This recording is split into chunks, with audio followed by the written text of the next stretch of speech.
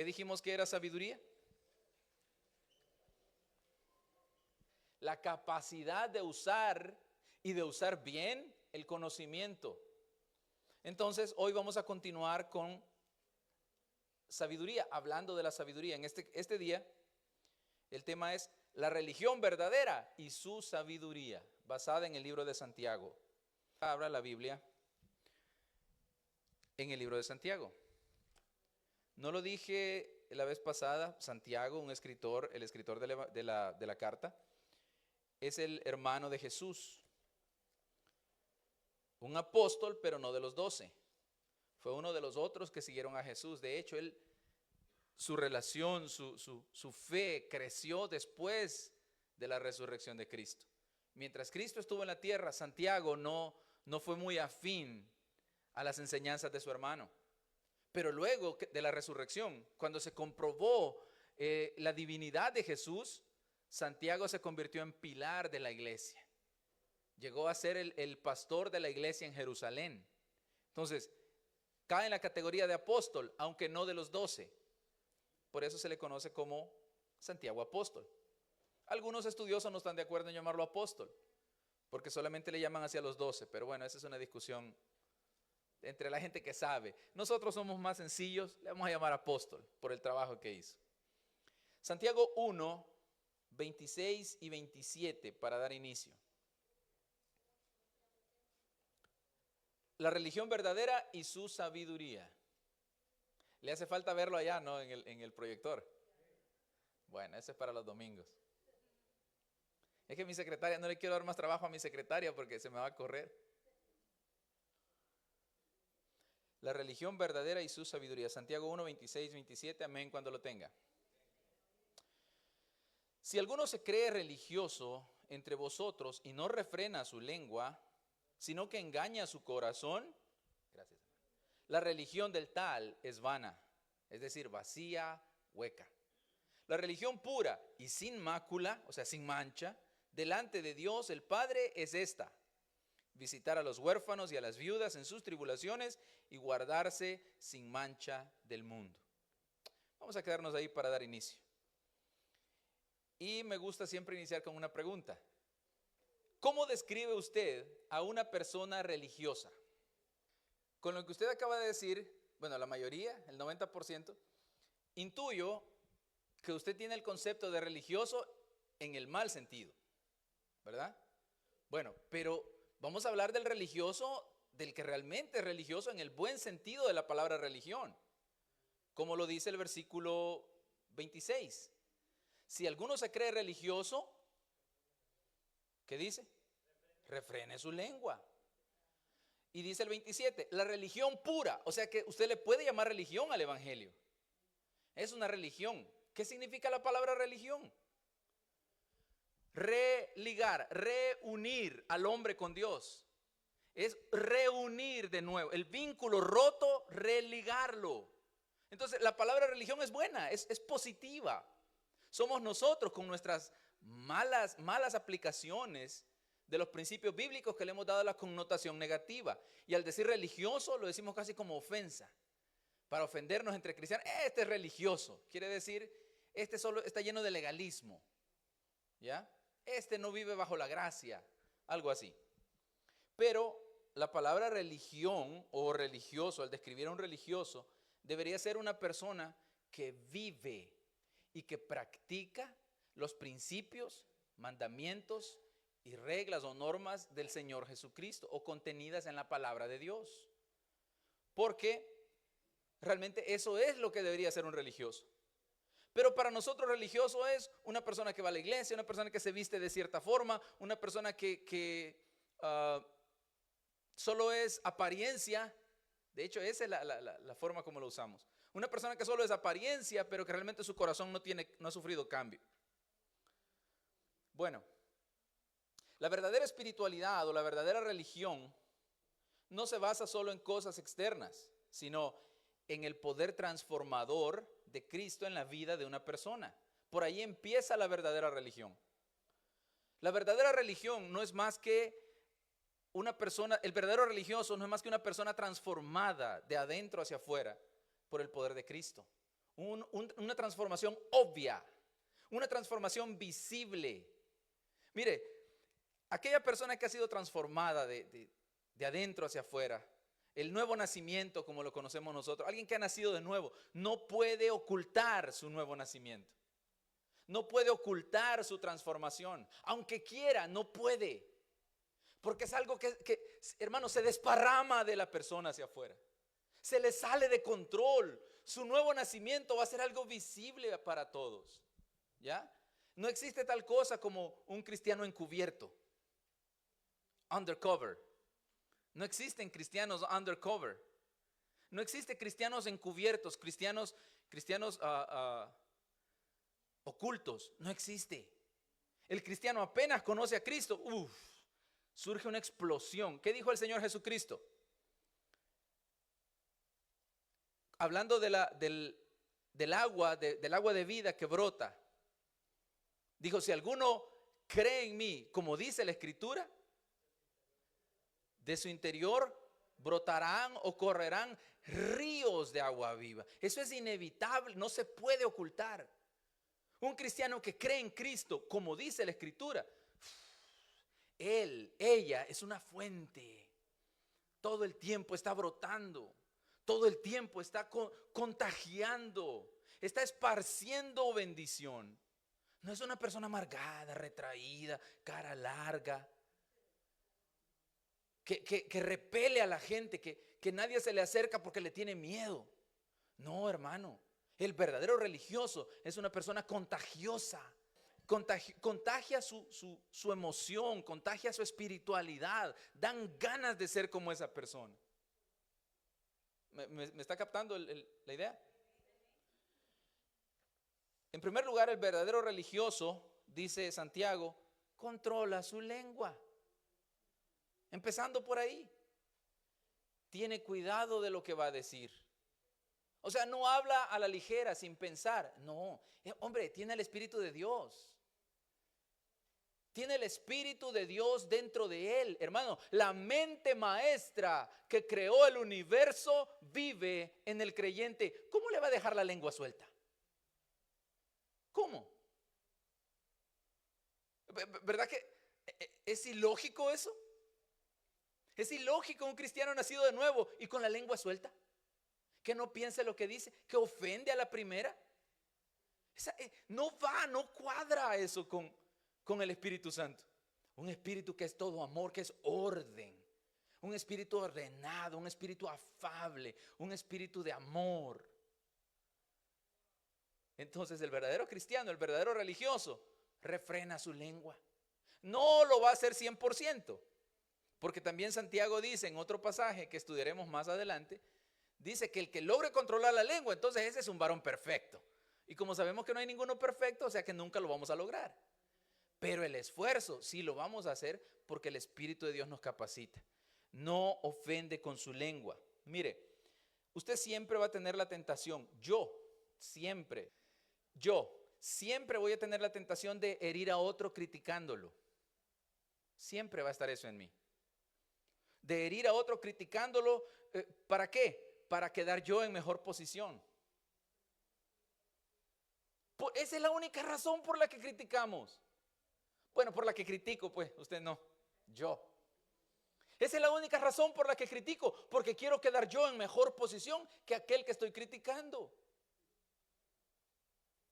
Las críticas, la falta de sinceridad, los argumentos acalorados y las palabras vulgares no tienen lugar en la vida de un verdadero cristiano, un religioso de verdad. Religioso en el buen sentido. No tiene espacio.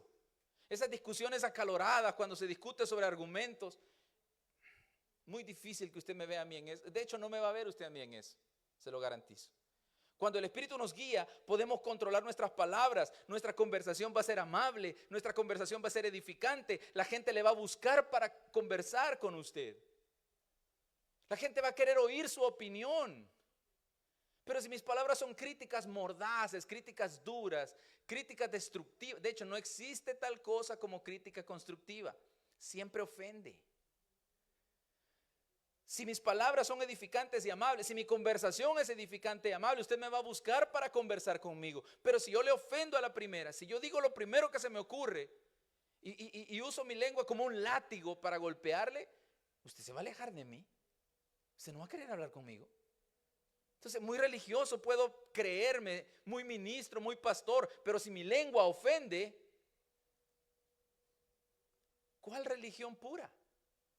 La religión pura y sin mácula, pasemos al siguiente versículo, delante de Dios el Padre es esta: visitar a los huérfanos y a las viudas en sus tribulaciones y guardarse sin mancha del mundo. La atención a estas personas, huérfanos y viudas, dos categorías de personas dentro de la sociedad de la antigüedad. No habían programas sociales de ayuda al desamparado, ni al huérfano, ni a la viuda, ni al sin hogar. No había programas sociales de ayuda al enfermo. Los enfermos con enfermedades terminales o enfermedades contagiosas eran sacados fuera de las comunidades a la intemperie para que se murieran solos. ¿Se acuerdan los leprosos?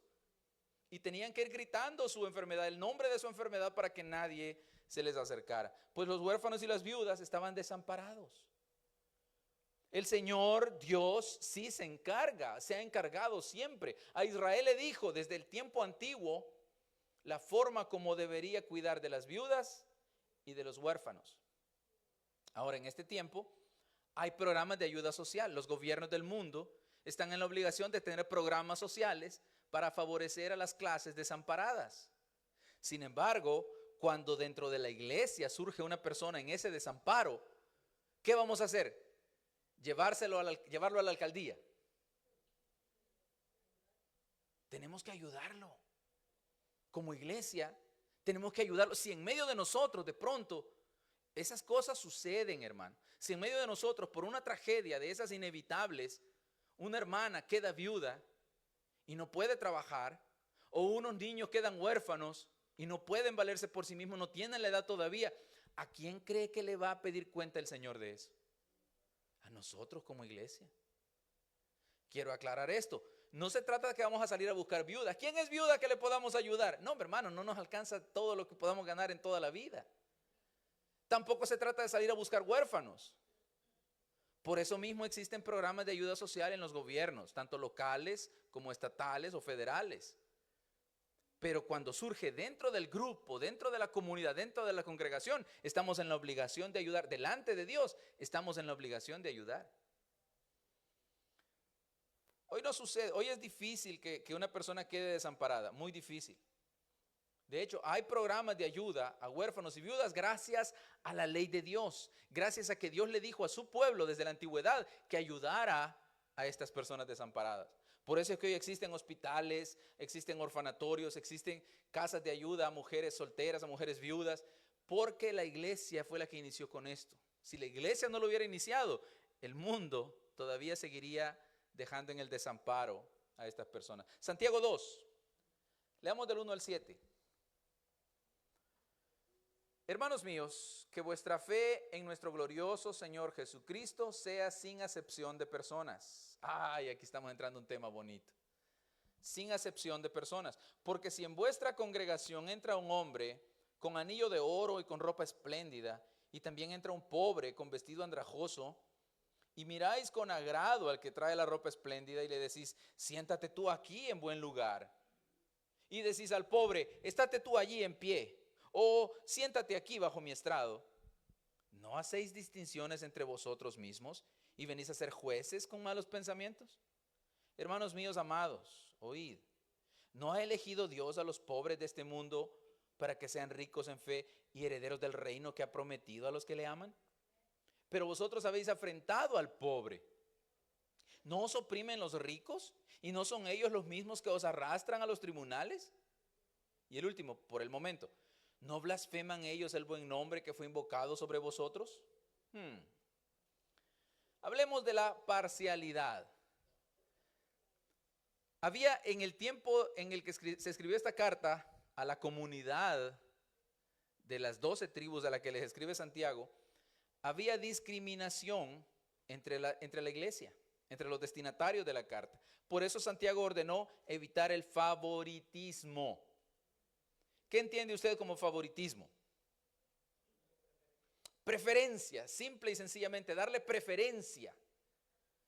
¿Por qué razón? Bueno, ¿cuál era la distinción principal? El rico y el pobre. ¿No es eso todavía? ¿No está presente todavía en la sociedad? Bueno, ¿y no tendemos todavía nosotros al favoritismo? ¿No tiendo yo al favoritismo todavía? Los creyentes estaban manifestando respeto hacia el rico y desprecio hacia el pobre.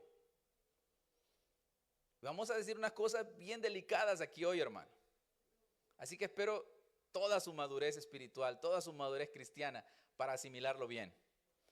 Los seres humanos tenemos la tendencia a juzgar a los demás por la apariencia.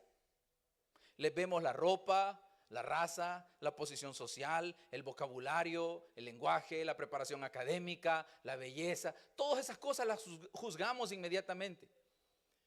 Y hacemos una distinción entre los que tienen más de todo eso, queremos juntarnos con esa gente, y los que tienen menos de eso, queremos dejarlos a un lado, no queremos juntarnos con ellos. Y el Señor dijo, no, en mi iglesia no va a ser así. En mi iglesia se van a tratar todos exactamente igual. No vas a favorecer al rico por ser rico, ni vas a despreciar al pobre por ser pobre, o a la inversa. Porque para evitar eso, entonces caemos en el caso contrario. Al rico lo agarramos a puntapiés y al pobre queremos levantarlo y andarlo llevando para todos lados. Tampoco. Se trata de igualdad. Con el mismo respeto, con el mismo amor, con el mismo decoro, va a tratar a todas las personas sin distinciones. Es posible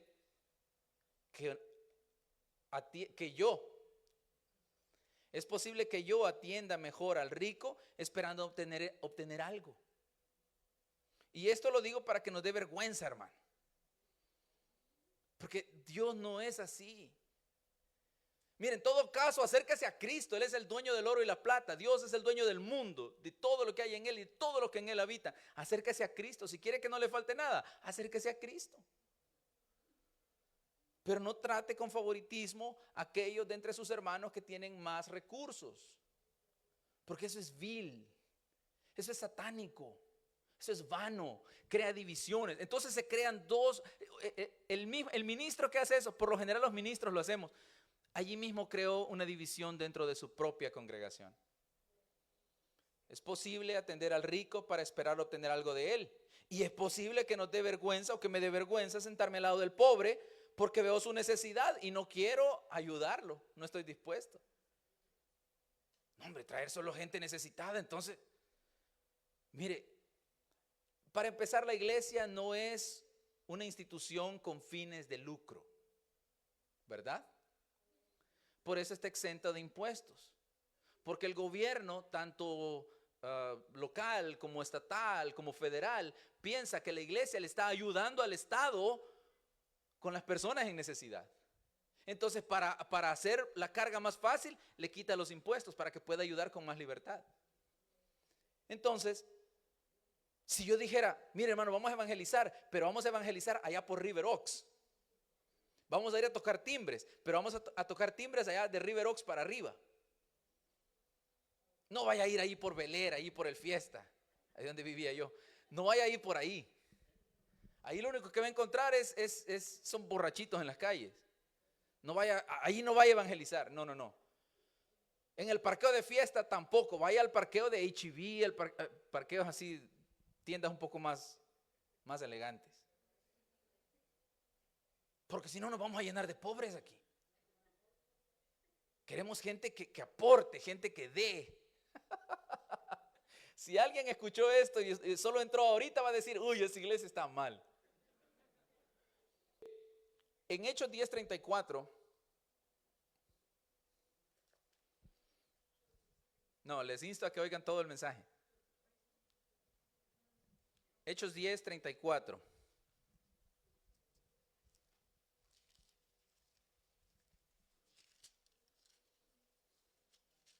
Amén.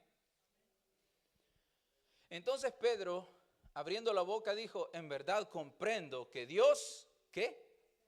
No hace acepción de personas. No tiene preferencias. Pedro no quería entrar a la casa del gentil porque pensó, Señor, me voy a contaminar si entro a la casa de un gentil. Y Dios le dijo, no, No le llames común o inmundo a lo que yo he limpiado, le dijo Dios. Y mire, y aquí le voy a decir algo fuerte. Fuerte, pero usted tiene la capacidad de asimilar. Versículo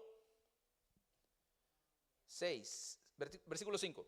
Estamos en Santiago 2:5. Hermanos míos amados, oíd, ¿no ha elegido Dios a los pobres de este mundo para que sean ricos en fe y herederos del reino que ha prometido a los que le aman? Le voy a decir una verdad. En algún momento de su vida, hermano, la pobreza es una bendición. ¿Sabe por qué? Mire, el pobre, cuando llega el día de pagar renta, ora antes de pagar la renta. El pobre, cuando tiene que mandar a sus hijos a la escuela, aquí sería ahí por agosto, principios de agosto, empieza a orar para que haya trabajo para poder comprar los útiles y el uniforme de sus hijos. Cuando está llegando, cuando el dinero se le acabó a la mitad de la semana, ora para llegar al final de la semana o al fin del mes. Entonces el pobre, gracias a su pobreza, ora mucho. Depende mucho de Dios. ¿Y qué dice Santiago? Dios ha elegido a los pobres de este mundo para que sean ricos en fe. No quiero, repito, yo no quiero discriminar, no quiero favorecer solo al pobre también. Pero usted va a encontrar la fe más genuina, más pura, más firme en los pobres, porque se mantienen orando. Entiendo perfectamente, si usted tiene una solvencia económica envidiable y tiene que mandar a sus hijos a la escuela, ¿qué zapatos querés? ¿Cuáles te gustan? ¿Qué hace el pobre? No, estos son los que puedo pagar, estos vas a usar. Entonces, creo que me entiende el ejemplo, ¿no? Cuando usted pasa necesidades, usted depende de Dios. Y cuando usted depende de Dios, eso lo vuelve espiritual, lo vuelve rico en fe. Las oraciones suyas, hermano, cuando está apretando la situación económica, esas oraciones suyas salen del alma y del corazón. Mientras que si todo está solvente, si todas las áreas materiales están solventadas, usted, Señor, gracias porque mis hijos van para la escuela. Se acabó.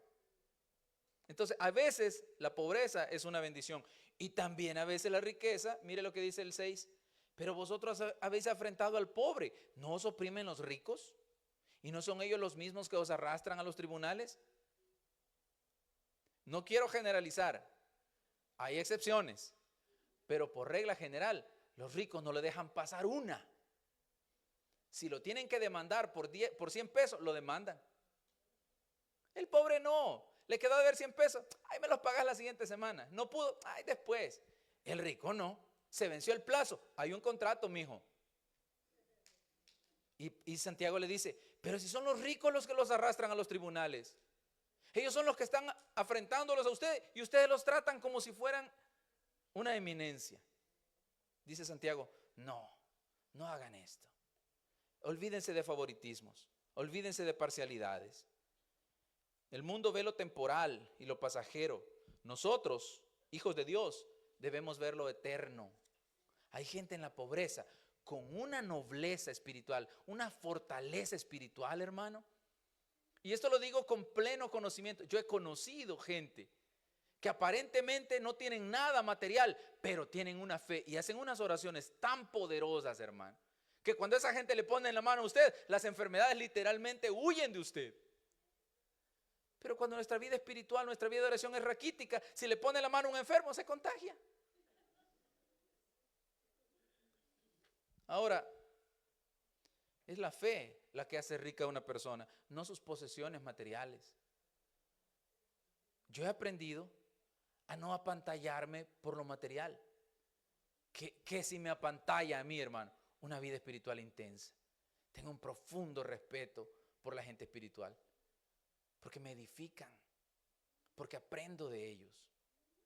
Eso es lo que a mí me interesa. Yo sé para dónde voy. Yo voy a la eternidad y usted también.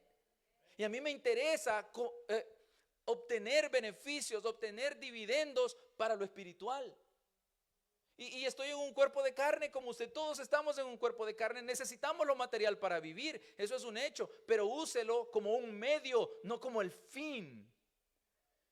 Use lo material como un medio para mantenerse con vida a usted y a los suyos, pero que no sea la finalidad de su vida, el objetivo primario de su vida, el objetivo principal. No.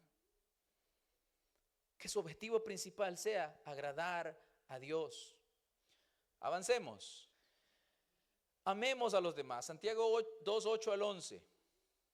Si en verdad cumplís la ley real conforme a la Escritura, amarás a tu prójimo como a ti mismo, bien hacéis. Pero si hacéis acepción de personas, cometéis pecado y quedáis convictos por la ley como transgresores. Porque cualquiera que guardare toda la ley, pero ofendiere en un punto, se hace culpable de todos. Porque el que dijo no cometerás adulterio, también ha dicho no matarás. Ahora bien, si no cometes adulterio, pero matas, ya te has hecho transgresor de la ley. Y en este sentido quiero aclarar.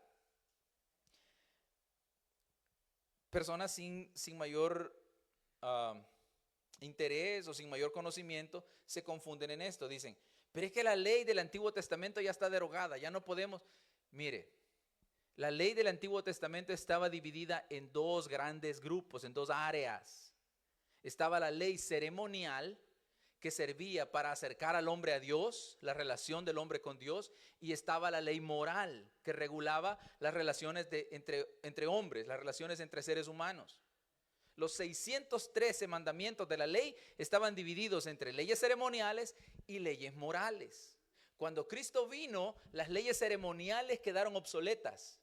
Porque ahora usted ya no necesita sacrificios, usted ya no necesita becerros, ya no necesita ofrendas para acercarse a Dios. La ofrenda mayor es Cristo. Pero la ley moral que regula las relaciones entre hombres, esa sí permanece. Esa sí permanece. Entonces, ¿por qué dice el escritor aquí, Santiago? El que dijo no cometerás adulterio, esa es la ley. También he dicho no matarás. Ahora, ¿qué hizo Jesús? Sí, cambió la ley. Pero no la quitó, sino que la hizo más dura. Endureció las normas. ¿Se acuerda del ejemplo? Cuando Jesús dijo, oísteis que fue dicho, no cometerás adulterio. ¿Sí? La ley del Antiguo Testamento. Mas yo os digo que el que mira a una mujer para codiciarla, ya adulteró con ella en su corazón. Oísteis que fue dicho, ojo por ojo, diente por diente, ¿verdad? Amarás a tu prójimo, aborrecerás a tu enemigo. Pero yo os digo, amad a vuestros enemigos. Entonces el Señor vino a hacer la ley moral, la que regula las relaciones entre seres humanos, más difícil, más dura. Pero ahora puso a su Espíritu en nosotros para que la podamos cumplir. Entonces no nos dejó sin ayuda. Elevó la norma, elevó el espíritu de la ley, pero nos dio la capacidad de cumplirla en nuestro propio corazón. Ahora las leyes ceremoniales es así, quedaron abolidas. El sacrificio de Cristo cumple todo. Entonces, amar a los demás se mantiene. Era un mandamiento, una ley del Antiguo Testamento, pero se mantiene hoy. Ama a tu prójimo como a ti mismo. La apariencia o el grado de riqueza de una persona no debe ser la base para la amistad. En la escuela los niños aprenden, se juntan solo con la gente más popular. Hay grupitos en las escuelas, el grupito de los populares, los que son más bonitos, los que son los que tienen más dinero, etcétera, los que llevan la mejor ropa, los que están a la moda, y está un grupo de rechazados que son los más feitos, los que llevan la ropa pasada de moda o que no es ropa de marca. Entonces, esa parcialidad y ese favoritismo quebranta la ley de Dios. Ama a tu prójimo como a ti mismo. Hermano, nosotros ya no estamos en esa inmadurez de la infancia, de la adolescencia, la juventud. Somos cristianos maduros. Ya no tenemos que juzgar por la apariencia. No podemos juzgar por la nacionalidad. Mire que ese consejo cae perfecto en una iglesia como la nuestra o de cualquier iglesia de la ciudad que es multicultural, multinacional. Habemos tantas nacionalidades aquí, pero debemos vernos todos de la misma manera, como lavados con la sangre de Cristo. Toda persona que viene a la iglesia es hermano en Cristo. Mire, Cristo está viviendo en él. Y si Cristo está en mí, Cristo está en usted, ¿cómo podemos estar enemistados?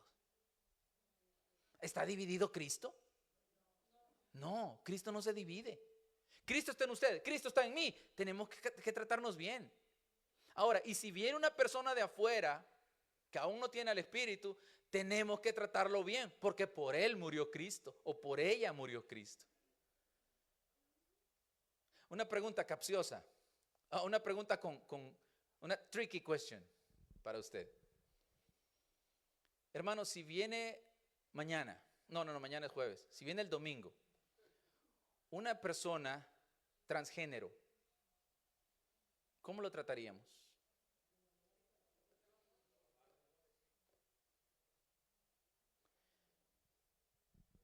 Deja esa vida de pecado. Dios te hizo hombre, o depende del género, ¿no? Dios te hizo hombre, Dios te hizo mujer. No.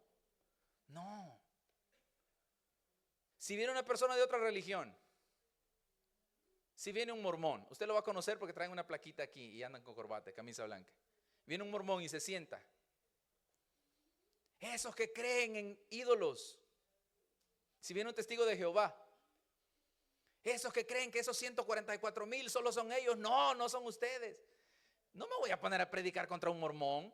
No voy a dirigir todo mi mensaje contra un testigo de Jehová. No voy a dirigir todo mi mensaje contra un homosexual, contra un transgénero. Yo voy a predicar exactamente igual. La palabra de Dios tiene tal poder, hermano, que el Señor toma exactamente lo que el corazón de aquella persona necesita, aunque yo no me dé ni cuenta. Yo creo en una palabra que tiene una autoridad y un poder transformador tan grande, hermano, que yo no necesito teledirigir mis palabras. El Espíritu de Dios sabe dónde tocar y con qué palabra. A veces va a usar palabras que yo ni me imagino. Y eso me ha pasado más de una vez. Pero bueno, ¿cómo lo trataría entonces? Y si pasa un mes y la persona sigue viniendo todos los días y no se convierte. Y si pasa un año y todavía no se convierte y sigue igual. Mire cuándo lo está diciendo. El Señor ya tomó nota de su declaración. Cuando empiecen a venir, usted tiene que quedarse, mire, tranquilito. Deje al Señor trabajar. Mire, es precioso ver a Dios trabajar en el corazón de la gente. Eso es precioso. El Señor toca exactamente el área que necesita y la persona solita se presta a la transformación del Espíritu. Y la gloria es para Dios. Pero si nosotros, por nuestra insistencia, por nuestras predicaciones duras, después decimos, no, yo lo hice cambiar. Nosotros no cambiamos nada, ni nosotros mismos nos podemos cambiar, pues. Yo he tratado de hacer cambios en mí mucho tiempo y no lo he logrado. Le pido al Señor y Él viene y me cambia el día siguiente. Entonces, el Señor también nos pide hacer misericordia. Versículos 12 y 13. Así hablad y así haced, como los que habéis de ser juzgados por la ley de la libertad. Porque juicio sin misericordia se hará con aquel que no hiciere misericordia. Y la misericordia triunfa sobre el juicio. Usted sabe, ¿no? Que por ser cristiano, usted no se libra del juicio. Usted dijo, vamos a un juicio. No un juicio para ver si es salvo o si no es salvo, porque usted ya es salvo. Pero el juicio es para ver el grado de recompensa que usted se merece. Entonces, un cristiano que no obró, creyó para salvación, pero no obró, obviamente no va a recibir ninguna recompensa, no va a recibir ninguna palabra de elogio, algo que todos vamos a desear en aquel momento. De hecho, 2 Corintios 5:10 lo manifiesta el apóstol Pedro. 2 Corintios 5:10.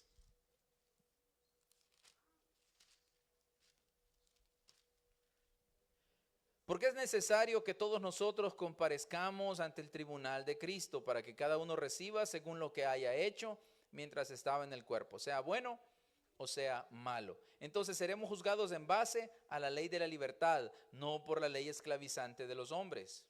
¿Cuál es esa ley de la libertad? Hermano, mire, Dios nos ha capacitado para que podamos o para que andemos en libertad de espíritu. ¿Alguien conoce de memoria el fruto? ¿Puede recitar el fruto del Espíritu? Gálatas 5, 22, 23. Mas el fruto del Espíritu es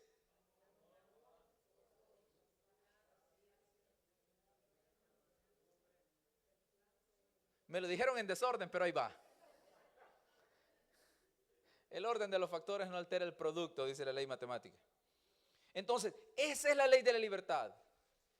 Cuando alguien peca contra usted, júzguelo en base a la ley de la libertad. Júzguelo con amor, gozo, paz, paciencia, benignidad, bondad, fe, mansedumbre y templanza. ¿Qué queda? ¿Qué queda? ¿Qué le tiene que hacer el ofensor entonces? Dele un abrazo. Solo queda abrazarlo. Si alguien hermano mío, si alguien te ofende y tú lo juzgas con la ley de la libertad, basado en el fruto del Espíritu, cuando termines de analizarlo, ganas de darle un abrazo vas a tener. ¿No hizo eso Cristo con nosotros? ¿No pagó el Señor nuestras deudas y nos recibe en su familia, habiendo sido nosotros transgresores de la ley? Habiendo violado la ley de Dios no una, sino muchas veces. Pero cuando venimos arrepentidos con su misericordia, el Señor solo nos arropa. Le hablé del hijo pródigo el domingo. Aun cuando se rebeló contra la autoridad de su padre, se llevó el dinero que le correspondía, lo malgastó viviendo perdidamente y luego regresa. El padre no lo estaba esperando para crucificarlo vivo, no. De hecho, ni siquiera lo dejó terminar de hablar. Lo recibió con un abrazo. Lo juzgó según la ley de la libertad. Lo juzgó con misericordia. Y usted y yo no aplicamos misericordia. Porque, hermano, necesitamos entender que la misericordia se aplicó primero sobre nosotros. ¿Y qué dice el versículo, el último? 13. Porque juicio sin misericordia, termínelo usted para que se comprometa. Ok. O sea que si usted no tiene misericordia, Dios no va a tener misericordia con usted. ¿Qué le parece? O sea que si yo tengo misericordia de mis hermanos, automáticamente me estoy teniendo misericordia a mí mismo. O sea que la regla de oro, la famosa regla de oro, se aplica aquí.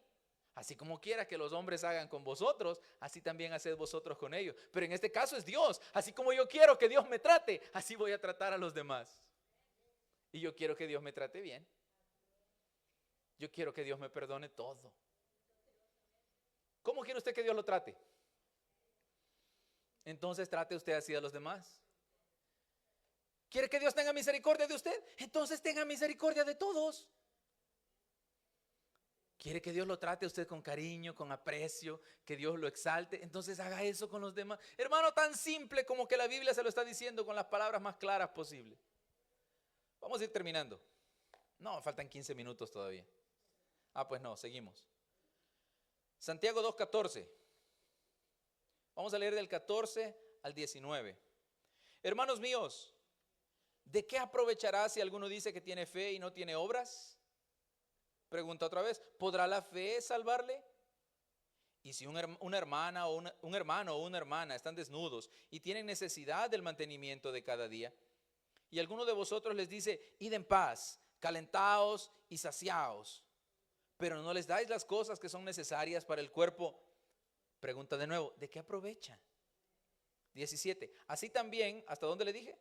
19. Así también la fe, si no tiene obras, es muerta en sí misma. Pero alguno dirá, tú tienes fe y yo tengo obras. Muéstrame tu fe sin tus obras y yo te mostraré mi fe por mis obras. ¿Tú crees que Dios es uno? Bien haces. También los demonios creen y tiemblan. Las obras no pueden salvar a una persona. Nosotros sabemos eso perfectamente. Las obras no salvan, es la fe. Pero en la lógica de Santiago, que también está inspirado por el Espíritu, las obras desempeñan un papel en la relación con Cristo. Es decir, las obras no salvan, la fe salva. Pero yo no puedo separar la fe de las obras, porque la verdadera fe produce obras. ¿Y qué son las obras? ¿Qué son las buenas obras? Usted traduce buenas obras solo dar dinero a alguien que no tiene. Es una buena obra. Pero es mucho más que eso. Una buena obra es cualquier acto de servicio que se haga por los demás. Cualquier acto de servicio que se haga por los demás. Esa, hermanos, esa es una buena obra. Y esa es la ley de Cristo. Cuando Cristo estaba en aquella reunión con sus discípulos, les dijo: ¿quién es el más grande? ¿El que se sienta a la mesa o el que sirve? En el mundo, ¿quién es el más grande? Por cierto, ¿cómo trata usted a los meseros en los restaurantes, hermano?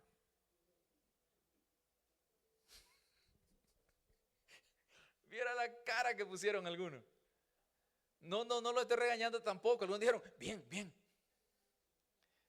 Mire, hay personas que llegan a un restaurante con unos aires de grandeza. O sea, yo me siento y vine a que me sirvas. Y me sirves como a mí me da la gana. Y empiezan a pedir hasta lo que no tienen. Y empiezan a pedirle al mesero de todo. Y si no le gusta, quiero hablar con el manager. Y le hacen la vida de cuadritos según el dicho mexicano, le hacen la vida de cuadritos al pobre mesero. Porque cree que por estar él o ella allí sentado, él es más grande, ella es más grande. Y el que está sirviendo es casi como su esclavo. Si alguno ha trabajado en restaurante de mesero, sabe que lo que le estoy diciendo es cierto.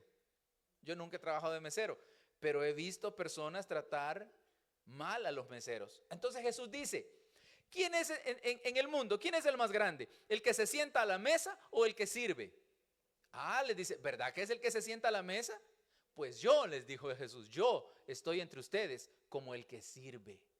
Yo vine al mundo como el mesero de todos. ¿Verdad que nunca pensó en Cristo como un mesero?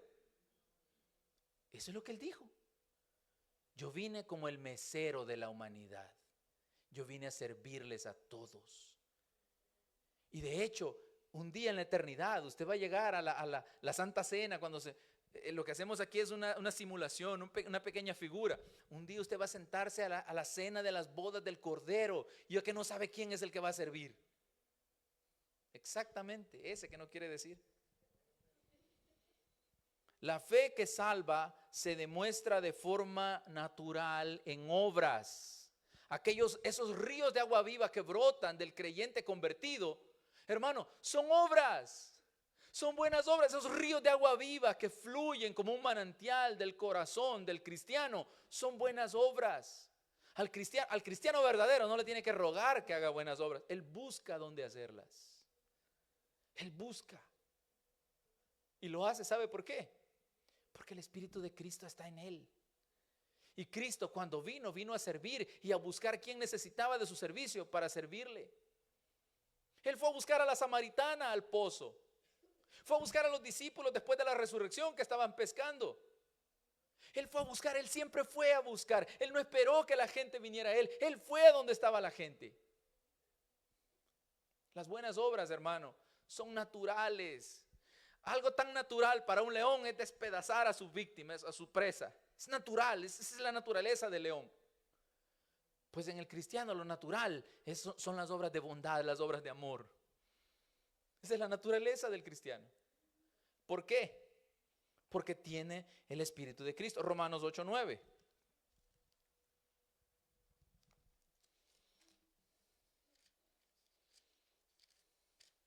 Dice: mas vosotros no vivís según la carne, sino según el Espíritu.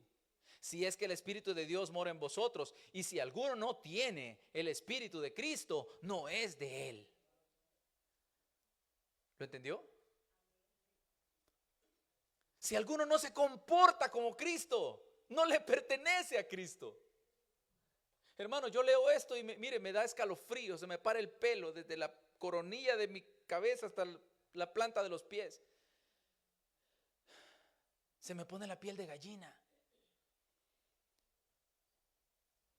Y si alguno no tiene el Espíritu de Cristo, no es de él. Entonces deberíamos estarle pidiendo al Señor: Señor, dame de tu Espíritu. Quiero pensar como tú piensas, Señor. Quiero sentir como tú sientes. Quiero servir como tú sirves. Pero pesa más la instrucción del mundo, que dice que el que sirve, el sirviente, es el de menor rango, el de menor calidad, el de menor valor. No. En la sociedad del cielo es lo opuesto.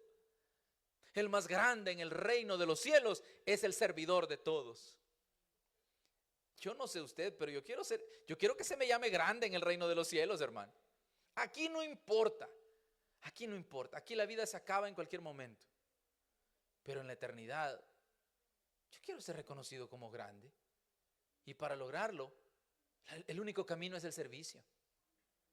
Yo puedo estudiar teología y tener unos 5 o 6 títulos de teología. En el cielo no van a decir, mira, apártense que ahí viene el teólogo. En el cielo, hasta el ángel más chiquito, si es que hay un ángel chiquito, es infinitamente mejor teólogo que cualquiera de nosotros. Allá no van a decir, mire, no hombre, ahí viene Elon Musk. No, está difícil que entre al cielo, pero bueno, vamos a darle un chance. No, para Dios no hay nada imposible, hermano. Ahí viene Elon Musk, mire, fue el hombre más rico en toda la historia. No, eso, las riquezas del cielo, hermano, en 1 metro cuadrado de cielo hay más riqueza que todos los ricos de la tierra. Entonces eso no impresiona allá. ¿Quién es el que es llamado grande en el reino de los cielos? El que sirve a todos aquí abajo. Pues yo quiero ser llamado grande en el reino de los cielos. ¿Usted no? Las buenas obras, cualquier acto de servicio que se haga por los demás. ¿Sabe que hoy solo por curiosidad, estudiando esto, me fui a la lista de Forbes, esta firma, esta marca, que saca cada año la lista de las personas más ricas del mundo? ¿Sabe que este año, hermano, da hasta asco leer esto? Elon Musk está a la cabeza. Y hay 2.933 billonarios en el mundo. Billonario, con B, de billón. Hay 2.933 billonarios. Uno solo de ellos, que está ahí por el puesto 1.100, 1.150, tiene suficiente, uno solo, tiene suficiente dinero para darle $1.000.000 a cada habitante de la tierra. Uno solo de los 2.933, y ni siquiera es el más rico, sino que uno que está a la mitad de la tabla. Él tiene la capacidad de darle $1.000.000 a cada persona del planeta Tierra y hasta de los que van a nacer. O sea que la riqueza que hay en la tierra, hermano, es increíble. Dios hizo un planeta riquísimo, riquísimo, donde puso al hombre. ¿Por qué vemos la pobreza y por qué vemos la necesidad? Porque esos 2.933 billonarios, sin contar los otros miles de millonarios que no llegan ni al billón, o sea, pobretones, sin contar todo ese poco de gente. Entonces, yo no quiero ser reconocido como uno de los billonarios o millonarios de la tierra. Al llegar a la eternidad, hermano, cuando lleguen, si es que llegan, no los van a reconocer por todo el dinero que tuvieron aquí abajo. Y si ellos no han servido a nadie, van a ser llamados pequeños en el reino de los cielos. Muy pequeños. Allá viene el pequeñito. Allá viene el chiquitito de Elon Musk. Porque no le sirvió a nadie. Pero aquellos que ni siquiera nuestros nombres aparecen en ninguna lista. Allá, mira, allá viene un grande. Allá viene uno que sirvió, uno que imitó a Jesús en la tierra y lo imitó bien. Yo quiero estar en ese grupo, hermano. Y no lo digo porque ni siquiera, no sabemos cómo va a ser ese asunto allá. Sabemos lo poco que la Biblia nos dice, pero lo digo con el mayor sentimiento que puedo. Yo quiero tener ese título en el cielo. Hay que servir aquí abajo, hermano, pero servir de corazón. Y las obras, dice Santiago, son eso, una manifestación del cambio interno traducido en obras. Es inevitable, no puedes detenerlo. Cuando estoy corriendo a los 10 minutos, el sudor empieza a brotar como un manantial de mi cara, corre por todo el cuerpo. A los 10 minutos de correr, ya lo tengo bien cronometrado. Cuando el día más frío, a los 12 minutos de estar corriendo. No puede evitar que el sudor salga. Pues lo mismo el cristiano no puede evitar que las buenas obras salgan de él. Siempre va a estar buscando. Aquí en Renovación hay personas que tienen esa calidad, que no pueden evitar el hacer buenas obras. Ven un lugar donde pueden ponerse a trabajar para servir a los demás y van y lo hacen. Por último, la fe produce obras. Las obras nos salvan, pero la fe salvadora produce obras que son de beneficio para los demás. Cerremos leyendo, solo lo voy a leer, no voy a explicar nada. Santiago 2, 20 al 26. Santiago 2 del 20 al 26. Mas ¿quieres saber, hombre vano, que la fe sin obras es muerta? O sea, esto sí lo tengo que decir, dije que no voy a explicar, pero si alguien dice que tiene fe, bueno, yo no hago obras, pero mi fe es fuerte. Dice Santiago, la fe que no tiene obras es una fe muerta. Existe solo en la imaginación de la persona. No existe tal cosa como una fe sin obras. ¿No fue justificado por las obras, dice Abraham nuestro padre, cuando ofreció a su hijo Isaac sobre el altar? 22. ¿No ves que la fe actuó juntamente con sus obras y que la fe se perfeccionó por las obras? Y se cumplió la escritura que dice, Abraham creyó a Dios y le fue contado por justicia y fue llamado amigo de Dios. Vosotros veis pues que el hombre es justificado por las obras y no solamente por la fe. 25. Asimismo también Rahab la ramera, ¿no fue justificada por obras cuando recibió a los mensajeros y los envió por otro camino? Porque como el cuerpo sin espíritu está muerto, así también la fe sin obras está muerta.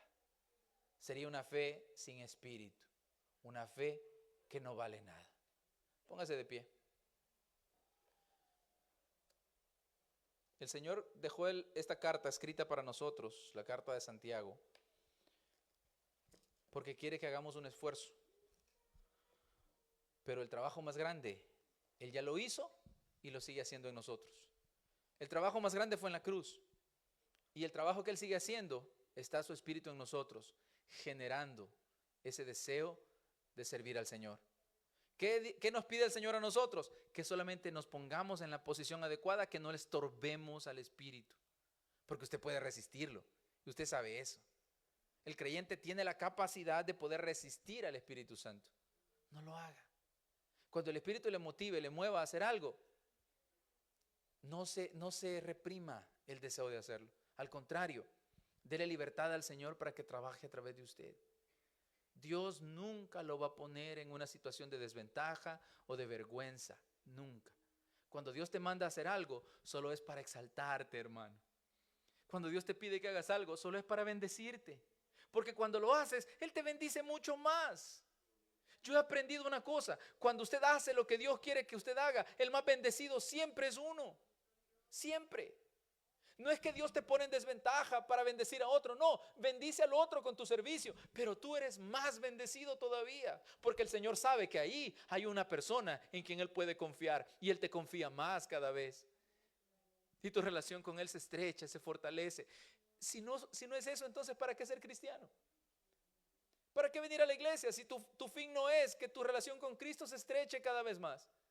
Si mi objetivo no es conocerlo mejor cada día, entonces ¿para qué estar en la iglesia? ¿Para qué perder 2 horas, 4 horas por semana? Pero sabemos que no estamos perdiendo el tiempo. Estamos acercándonos cada vez más al Señor, conociéndolo mejor, descubriendo su corazón según Él nos da la oportunidad de descubrirlo, para que podamos identificarnos más con Él y servirle mejor. Padre bueno, yo te doy gracias en esta noche por tu palabra, Señor, que nos reta. Nos reta a vivir no como el mundo espera de nosotros, sino como tú esperas de nosotros. Señor, yo te doy gracias porque tu palabra es clara. Tu palabra es perfecta, Señor. No hay contradicción ni hay nada malo en tu palabra. Palabra por palabra, letra por letra, Señor, es todo verdad. Nosotros somos los que necesitamos enmendar nuestro camino. Señor, yo te doy gracias. Te pido que nos des un corazón humilde, un corazón sencillo, un corazón dispuesto a poner por obra lo aprendido y que empecemos hoy. El tiempo es hoy. El día con el que contamos es ahora. El día de ayer quedó atrás. Las horas que ya pasaron están en el pasado, no podemos regresar a ellas. No sabemos si vamos a estar con vida el día de mañana, pero hoy podemos poner por obra, Señor, tu palabra. Seremos muy bendecidos. Nuestra congregación será muy bendecida. Nuestras familias serán muy bendecidas si ponemos por obra tus consejos, Señor. Si nos esforzamos por darle libertad a tu Espíritu para que trabaje a través de nosotros. Como padres de familia, como hombres que habemos en este lugar, nos comprometemos, me comprometo, Señor, a dejar a tu Espíritu obrar a través de mi vida. Que mis hermanas que están en este lugar, madres de familia, mujeres, líderes de su casa, que también puedan comprometerse a dejar que tu Espíritu Santo obre a través de ellas. Hijos que están en este lugar, hombres y mujeres solteros que son hijos en este momento, que también se comprometan, Señor. Padre bueno, todos juntos queremos elevarnos por encima de lo natural, por encima de las normas sociales convencionales. Queremos ser dirigidos, Señor, por las normas del cielo. Porque aunque aún no estamos en el cielo, somos ciudadanos de Él. Y muy pronto vamos a entrar por esas puertas y vamos a estar para siempre en tu presencia. Señor, ayúdanos a vivir ya, a dirigir ya nuestra vida por las normas celestiales, que son perfectas. Señor, gracias por tu pueblo reunido en esta noche. Que cada uno de mis hermanos, Señor, que abrió su corazón, pueda ser bendecido en su interior por tu palabra. Y que empecemos a hacer ese instrumento que tú, Señor, quieres hacer de nosotros. Instrumento útil, preparado para toda buena obra.